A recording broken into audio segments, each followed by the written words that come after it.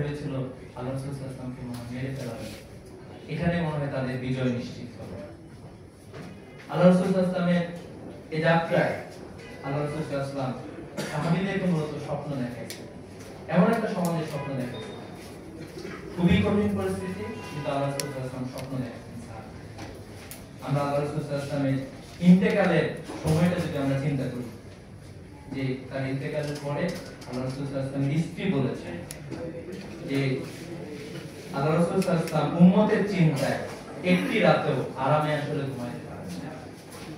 আমরা দেখতে পাই যে আল্লাহ রাসূল সাল্লাল্লাহু আলাইহি ওয়াসাল্লাম যখন ইন্তেকাল করেছিলেন, তার ঘরে কোনো স্বর্ণ ছিল না, রৌপ্য ছিল না, কোনো কিছুই ছিল না বলার মতো।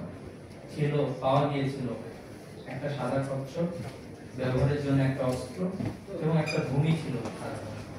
এবং যেই সম্পদগুলো পাওয়া গিয়েছিল, তিনটা সম্পদের কথা একজনের বর্ণনা এসেছে, এবং এই যে কয়েকটা সম্পদ পাওয়া গেছে এগুলো মুসলমানদের মধ্যে বিলি বন্টন করে দেওয়া হয়েছে। এবং আল্লাহ রাসূল সাল্লাল্লাহু আলাইহি ওয়াসাল্লাম যাওয়ার সময় বলে গিয়েছিলেন, আল্লাহ রাসূল সাল্লাল্লাহু আলাইহি ওয়াসাল্লাম ইন্তেকাল, আল্লাহ রাসূল সাল্লাল্লাহু আলাইহি ওয়াসাল্লাম বিদায়ের ভাষণে আল্লাহ রাসূল সাল্লাল্লাহু আলাইহি ওয়াসাল্লাম বলে গিয়েছেন, আমি চলে যাচ্ছি কিন্তু আমার আদর্শ থেকে। আল্লাহ রাসূল সাল্লাল্লাহু আলাইহি ওয়াসাল্লাম বলেছিলেন যে তারাকতুম ফীকুম আমরাইনি লান তাদিল্লু মা তামাসসাকতুম বিহিমা, আমি তোমাদের নিকট দুইটা জিনিস রেখে যাচ্ছি, তোমরা যদি এগুলো ধারণ করতে পারো তাহলে তোমরা পথ হারাবে না। আমরা যদি এখন চিন্তা করি, আমরা এমন একটা বিশ্ববিদ্যালয়ে আছি যে বিশ্ববিদ্যালয়ে অসংখ্য লেখক, অসংখ্য দার্শনিকের দর্শন পড়ানো হয় প্রত্যেকটা সেমিস্টার বিভিন্ন জায়গা থেকে, কিন্তু আমরা দেখতে পাই না। দুই একটা ডিপার্টমেন্ট ছাড়া আল্লাহ রাসূল সাল্লাল্লাহু আলাইহি ওয়াসাল্লামের জীবন পাঠে তেমন কোনো আয়োজন আসলে নেই। আমরা আসলে আল্লাহ রাসূল সাল্লাল্লাহু আলাইহি ওয়াসাল্লামের জীবনটা যেভাবে জানা দরকার, বিশেষ করে যারা বিচক্ষণ মানুষ, বাংলাদেশ যে সংকটের মধ্যে দিয়ে যাচ্ছে সেই সংকট নিরসনে আল্লাহ রাসূল সাল্লাল্লাহু আলাইহি ওয়াসাল্লামের আদর্শ যে সবচেয়ে বড় সমাধান হতে পারে, এই সমাধান আমরা আমাদের পাঠ্যপুস্তকে আসলে দেখতে পাই। আমরা আদর্শ নেতা হিসেবে হযরত মুহাম্মদ সাল্লাল্লাহু আলাইহি ওয়াসাল্লামকে দেখতে পাই যে আল্লাহ রাসূল সাল্লাল্লাহু আলাইহি ওয়াসাল্লাম অসংখ্য স্বপ্ন দেখাচ্ছিলেন। আজকে যেমন আমরা দেখতে পাচ্ছি, অলরেডি আমরা বলা শুরু করেছি যে ঢাকা বিশ্ববিদ্যালয়ে যারা ডাকসুতে নির্বাচন করেছে, তারা কি তাদের যে কর্মসূচি তারা ঘোষণা করেছে তারা কি সেগুলো বাস্তবায়ন করতে পারছে কিনা, শিক্ষার্থীরা কিন্তু তাদের কাছে খোঁজখবর নিচ্ছে এবং আমরা তাদেরকেও দেখছি তারা দৌড়াচ্ছে। আল্লাহ রাসূল সাল্লাল্লাহু আলাইহি ওয়াসাল্লামের জীবনীতে আমরা যেটা দেখতে পাই যে আল্লাহ রাসূল সাল্লাল্লাহু আলাইহি ওয়াসাল্লাম সাহাবীদেরকে আসলে এরকম একটা সমাজের স্বপ্ন দেখাচ্ছেন, একটা কঠিন সমাজ, একটা খুবই খারাপ সমাজ, এখান থেকে আমরা খুবই ভালো সমাজে যাব। আল্লাহ রাসূল সাল্লাল্লাহু আলাইহি ওয়াসাল্লাম খুবই দুর্দিন, খুবই কঠিন সময় তিনি সাহাবীদেরকে নিয়ে বসছেন।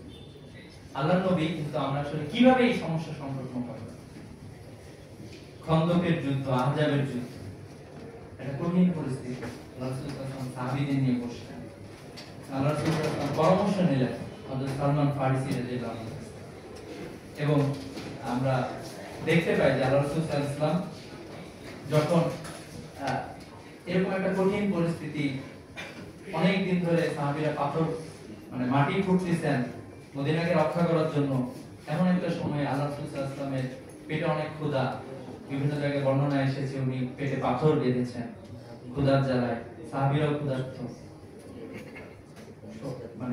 বিরোধী পক্ষে শত্রুরা আক্রমণ করার জন্য প্রস্তুত, তারা আসতেছে।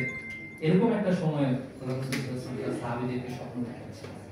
আল্লাহ রাসূল সাল্লাল্লাহু আলাইহি ওয়াসাল্লাম স্বপ্ন দেখাচ্ছিলেন যে এমন একটা সময় আসবে যখন রোম জয় হবে, পারস্য জয় হবে, এমন একটা সময় আসবে, এমন একটা সমাজ আসবে, সানা থেকে হাজরে মওত পর্যন্ত একজন নারী রাতের অন্ধকারে হেঁটে যাবে, আল্লাহ ছাড়া তাকে পৃথিবীর আর কোনো কিছুকে ভয় করতে হবে। আমরা দেখতে পাই যে ইতিহাস সে সমাজ দেখেছে, ইতিহাস সে সভ্যতা দেখেছে, এবং পৃথিবী সে সভ্যতা থেকে অনেক কিছুই গ্রহণ করেছে, পৃথিবী সে সভ্যতা থেকে ঋদ্ধ হয়েছে, সমৃদ্ধ হয়েছে। আমরা দেখতে পাই যে ইসলামের শক্তি, ইসলামের এই পথ চলা মক্কা ছাড়িয়ে ইউরোপে গিয়েছে, আফ্রিকায় গিয়েছে, পুরো পৃথিবীব্যাপী ছড়ায় গিয়েছে। এবং আল্লাহ রাসূল সাল্লাল্লাহু আলাইহি ওয়াসাল্লাম যেই সুন্দরতম পদ্ধতি, যে সুন্দরতম বিধান রেখে গিয়েছেন, আল্লাহ রাসূল সাল্লাল্লাহু আলাইহি ওয়াসাল্লাম যে সুন্দর পৃথিবী সমাজ ব্যবস্থা রেখে গিয়েছেন, এটা আসলে আমাদের জন্য অনুকরণীয় এবং আদর্শ। তো আমাদের আজকের এই কর্মসূচির মাধ্যমে, আজকের এই আলোচনা সভার মাধ্যমে আমরা মূলত আল্লাহ রাসূল সাল্লাল্লাহু আলাইহি ওয়াসাল্লামের জীবনটাকে নতুন ভাবে জানার সুযোগটা পাচ্ছি।